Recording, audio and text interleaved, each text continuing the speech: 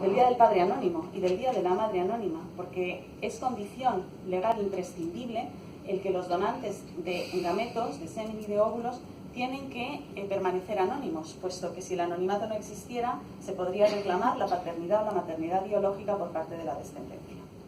Es un hecho que quien dona óvulos, y lo hace de forma recurrente, normalmente lo hace en la misma unidad de reproducción asistida, que es la que le pilla cerca de su casa o la que le supone menos trastorno, puesto que tiene que ir a los chequeos y al procedimiento que hemos mencionado anteriormente.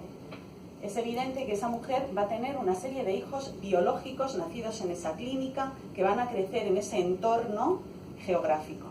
Es evidente que esos hijos pueden,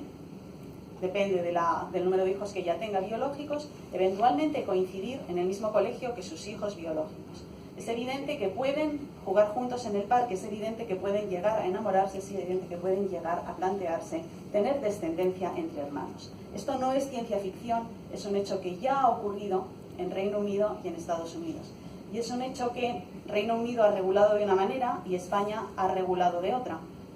Unos al estilo anglosajón y nosotros al estilo latino. En Reino Unido, la N de estos casos, la N en la que hermanos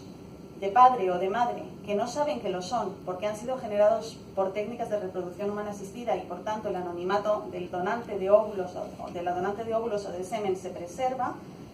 se han planteado tener descendencia y han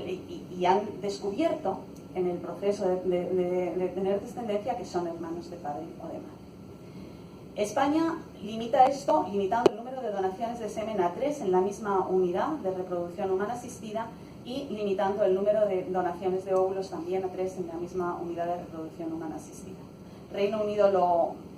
lo regula permitiendo que cuando una persona desea tener descendencia pueda acudir a un registro y pueda saber si ha sido generado por fecundación in vitro y en caso de haber sido generado por fecundación in vitro, si la persona con la que se plantea tener relaciones sexuales y tener descendencia es o no su hermano o su hermana. Es decir, no hablamos de ciencia ficción, es un hecho, son muchos los nacidos por fecundación in vitro ya en el mundo y son las consecuencias, por otra parte,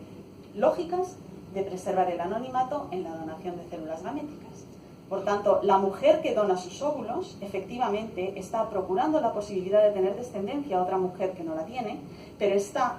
también procurando la posibilidad de que hijos suyos estén en otros lugares sin control, por su parte. Y esto también es importante tenerlo. Son solo algunas de las consecuencias y yo no quiero alargarme porque quiero dejar turno de preguntas. Por tanto, vamos a avanzar en otras de las implicaciones de las técnicas de fecundación in vitro. Lo que he dicho para la donación de óvulos es válido para la donación de semen en algunos aspectos y no en otros. Evidentemente, la donación de semen tiene también una remuneración económica por las molestias causadas, pero es obvio que las molestias son bastante inferiores a la donación de óvulos, por tanto la donación económica es inferior. La cuestión del anonimato persiste y sin embargo las consecuencias para el varón que dona semen fisiológicas negativas no están descritas como patología.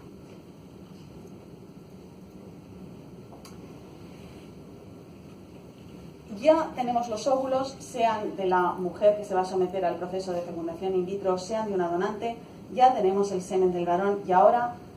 empieza la historia del embrión, la historia de un nuevo individuo de la especie humana al que para empezar se le obliga a comenzar su existencia en un entorno que no le es favorable, que es una placa de cultivo y no es el útero o el